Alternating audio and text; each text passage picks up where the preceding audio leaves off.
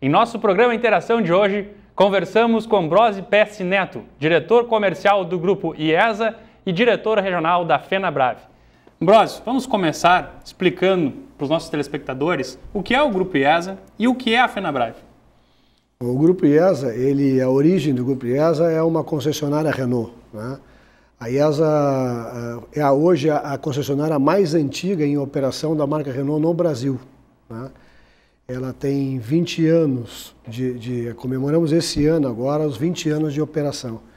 Então, daí começou o grupo começou com a marca Renault, depois em 2000 com a aliança Renault e da Nissan no mundo, vamos dizer assim, na Europa e no Japão. Comandado por um brasileiro, Carlos Ghosn, um brasileiro. Considerado um dos melhores executivos do mundo. Que tu conhece pessoalmente. Conheço pessoalmente. E aí então apareceu a Nissan e em 2001, na verdade, a IESA também teve a marca Nissan, né? E depois dessa operação, surgiu as motos, e que hoje é a Kawasaki e a Harley Davidson, que nós somos distribuidores exclusivos para o estado do Rio Grande do Sul inteiro.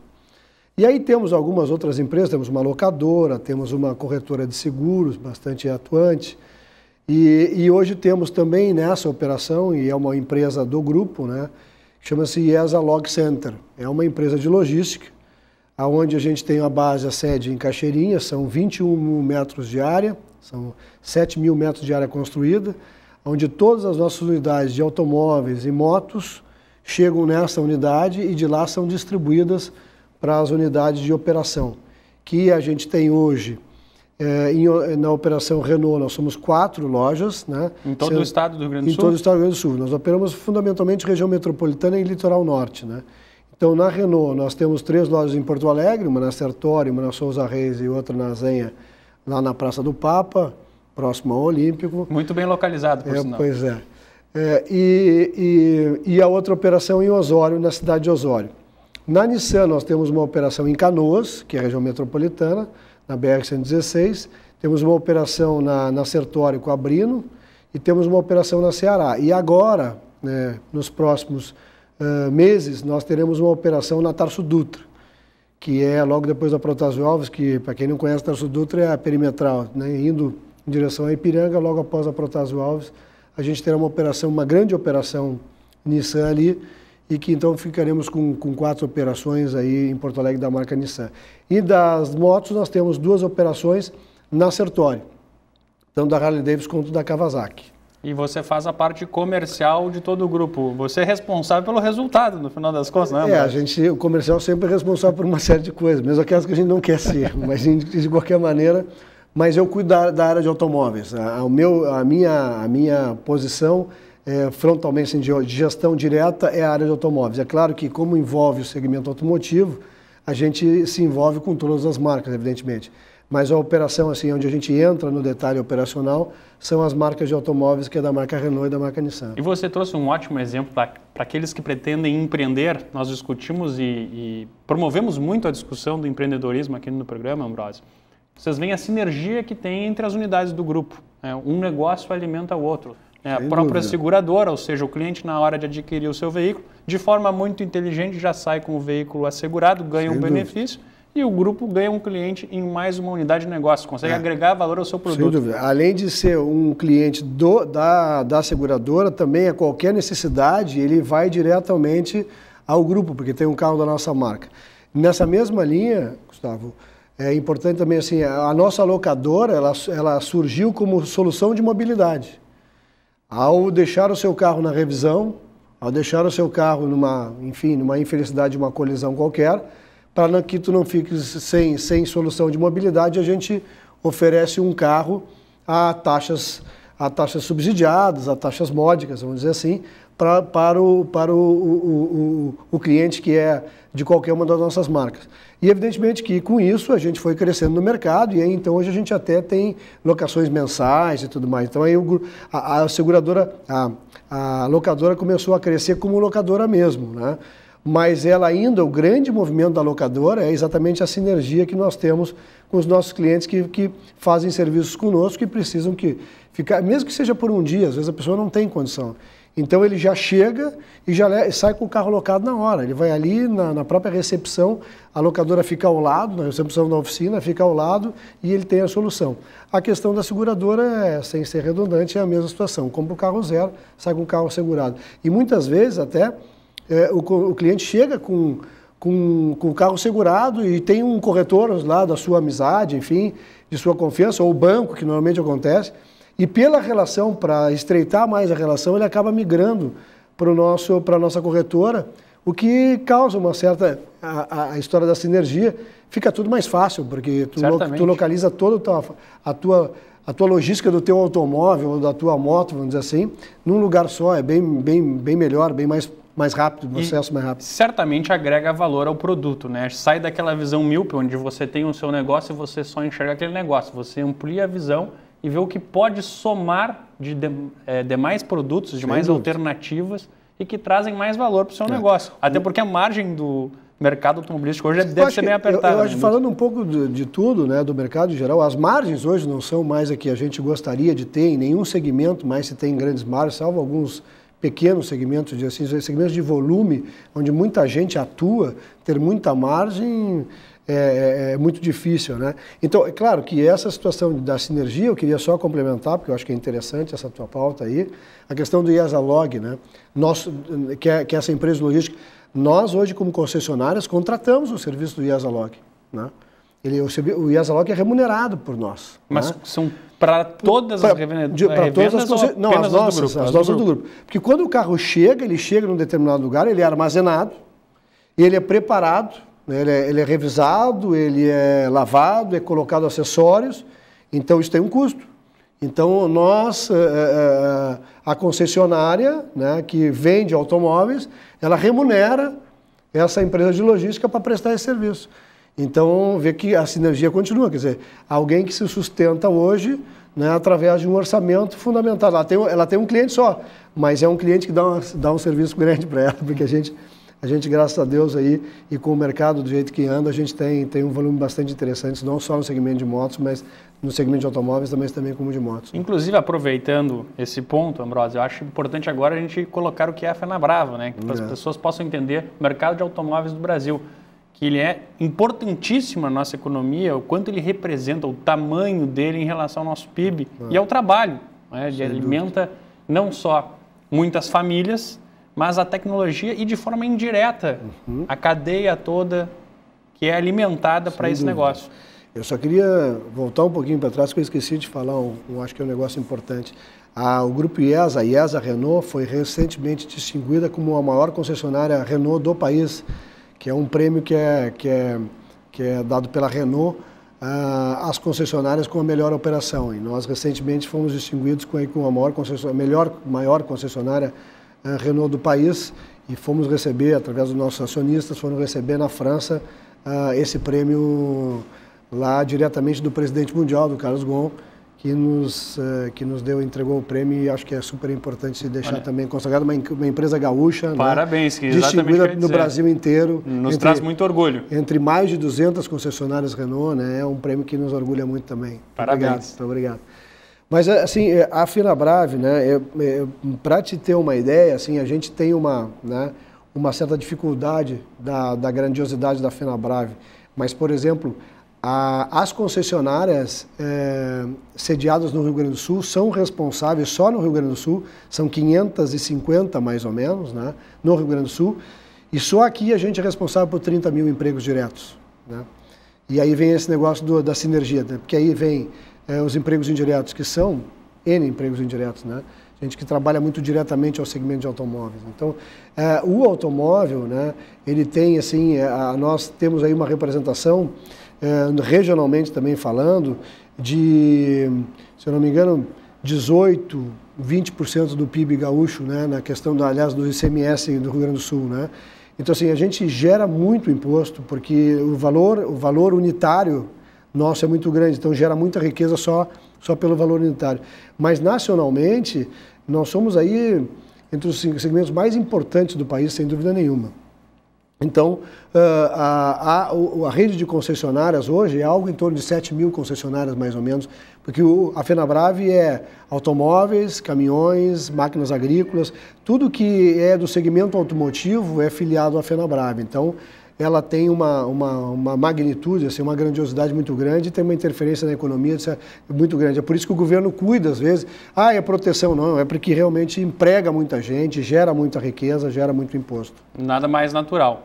Ambrósio, eu gostaria que nós fôssemos agora para o nosso intervalo, mas que nós, na volta, tocássemos exatamente desse ponto, sendo que consideram muito importante no qual você tocou, a questão do imposto. Né, e explicar também por que o automóvel brasileiro é tão mais caro que no resto do mundo.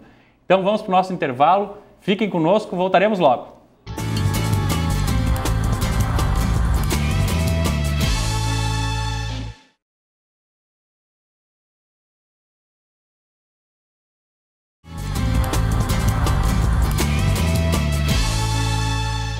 Estamos de volta, conversando com Ambrósio Pesce, diretor comercial do Grupo IESA e diretor regional da FenaBrave. Ambrósio, falávamos no bloco anterior essa questão do imposto e da importância da cadeia automobilística aqui no Brasil, a relevância que ela tem em número de empregos, renda, trabalho, enfim, todo o impacto que ela causa. Por que o carro brasileiro é tão caro em relação aos demais do mundo? Às vezes, quando a gente compara um carro nos Estados Unidos, é metade do preço. Por que o nosso carro, o nosso veículo é tão caro? Eu acho que tem alguma coisa, eu queria ser bem didático assim, para construir nos teus telespectadores aí essa visão clara, né? Hoje no Brasil nós temos as fábricas de automóveis que fabricam muitos componentes, motores, enfim, várias coisas, mas na verdade uma fábrica hoje não é uma fábrica, é uma montadora, ela é muito mais uma montadora do que propriamente um fabricante, né? Se chama fabricante, obviamente, que fabrica muitas peças, mas compra muita peça. Então, quando compra muita peça, alimenta uma cadeia no setor de autopeça que é imenso. Se compra, por exemplo, se pensar que em cada automóvel tem 4 pneus, 4 amortecedores, dois faróis, duas lanternas traseiras, ou seja, tudo tu multiplica por 4 os vidros, então isso tudo gera muito emprego, gera muito imposto e gera uma riqueza muito grande. Então é por isso que se fala que o segmento de automóveis é tão importante, porque as montadoras elas distribuem necessidades por todo lado. Eu tenho uma experiência pessoal rápida aqui em Canoas, do qual eu trabalhei uma época em Canoas, e eu me lembro que eu tinha muitos clientes com pequenas fabriquetas que forneciam materiais plásticos para aquelas montadoras de máquina agrícola que tinha ali, né? Hoje, aquelas pequenas fabriquetas são grandes indústrias que fabricam as mesmas coisas, só que agora em grande escala, mas não só para Canoas, mas sim para Caxias e para outras praças. Até mesmo para o mundo já. Exatamente. Então, o segmento automotivo tem essa prática, né? Que o carro ele é montado, tu vai buscando, embora se tenha uma fabricação, e agora o governo federal pede que a gente tenha um índice de nacionalização, mas não é só a fabricação dentro das montadoras, mas é que também se compre muito autopeça, que pode estar se importando, mas exige que o próprio fabricante brasileiro tenha capacidade e tecnologia para poder fornecer e a gente montar o carro já com índice de nacionalização bem maior. Mas em muitos casos esse índice de nacionalização não acaba fazendo com que as montadoras tenham que adquirir peças que são mais caras aqui no Brasil do que fora, e isso obviamente vai repercutir no preço do carro, e nós que vamos pagar a conta, isso não acontece? Mas veja, eu acho que é um exercício importante, sabe por quê? Porque o Brasil hoje é o 4º mercado no mundo em automóveis, né? Nós éramos o 8º há menos de 10 anos atrás. Estamos atrás de? Só atrás de China, América, Estados Unidos e Japão, né? Que o Japão é 6 milhões, América e China é 12, 13, 14, 15, mais ou menos essa conta.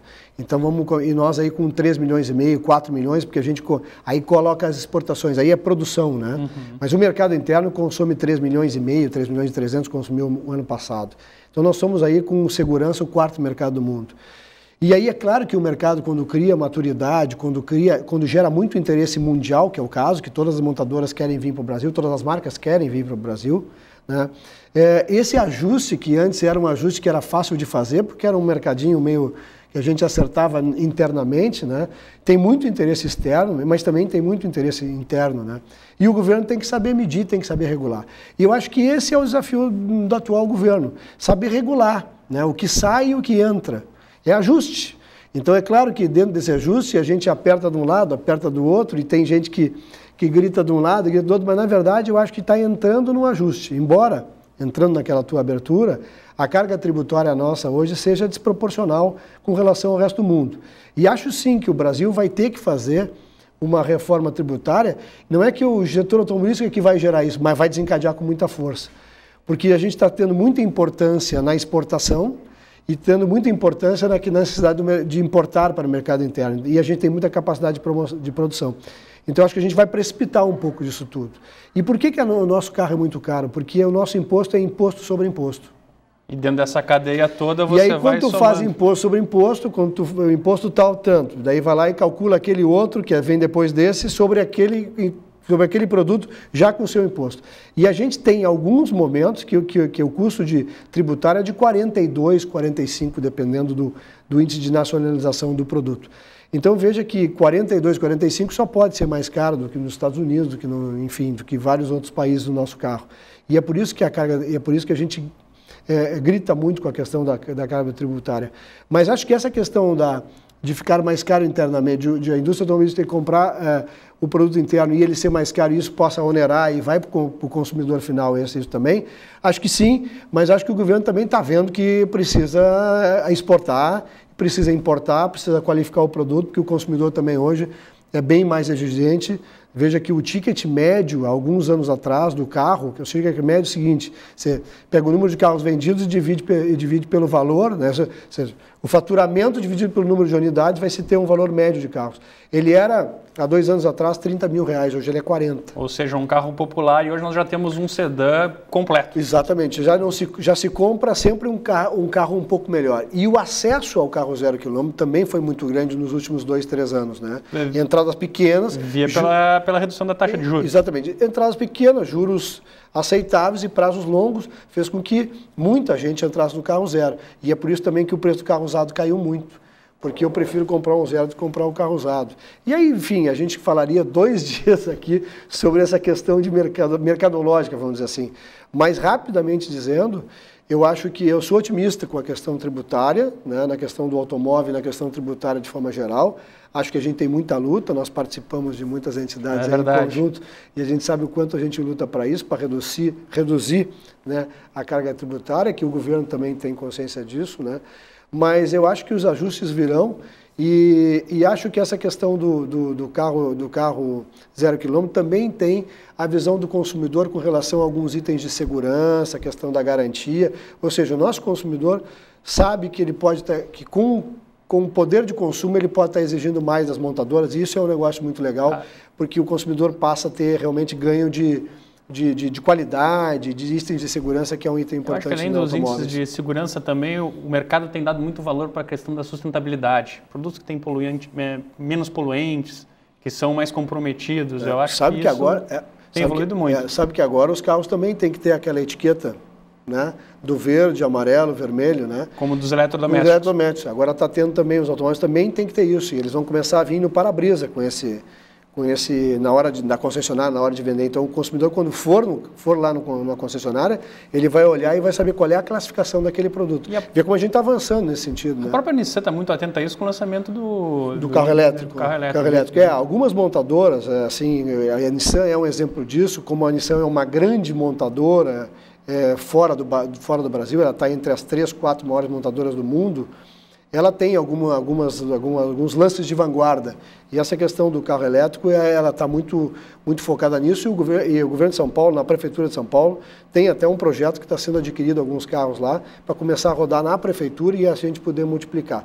Na verdade, o carro elétrico pelas montadoras estaria, né, já funcionando. O problema é a forma de abastecimento, que ainda imagine que pode se abastecer em qualquer tomada, mas vamos combinar que... E tem que ter planejamento, né? Exatamente. O governo tem que se preparar para uma demanda nova dessas, porque se você começar a colocar... Entra em carga mais uma bateria de carro, além de todas as outras baterias. Né? Quantas cargas novas vão ter aí? Precisa ter geração de energia para isso tudo. Sem dúvida. Que é um problema de infraestrutura que a gente está enfrentando muito no país já sofre também. hoje. Exatamente. Então, eu imagino que tem algumas coisas que tem que ter seu tempo, né? Mas, Ambrósio, a conversa está muito boa e para encaminhar assim, para o nosso final, acho que a gente não pode deixar de tocar no ponto do otimismo. Eu sou um otimista, como você também é, e vamos falar um pouco então desse futuro, o mercado. A gente falou dessa condição do valor dos carros, dos veículos, né? De modo geral, motos, os próprios veículos agrícolas, que são importantíssimos na produção. Taxa de juros tem uma tendência de queda, está mostrando que tem uma tendência também de a gente conseguir adquirir produtos mais baratos. Quem sabe lá somos otimistas na questão da reforma tributária. Você acredita que realmente o povo brasileiro vai ter mais acesso, vai estar mais incluído à aquisição desses produtos aí no futuro próximo? Olha, eu não tenho dúvida, porque já vinha nessa corrente. O que aconteceu é que a gente vinha dando acesso em taxas promocionais, vamos dizer assim, das montadoras para a compra do carro zero, ou taxas já bem menores do que se praticava no passado.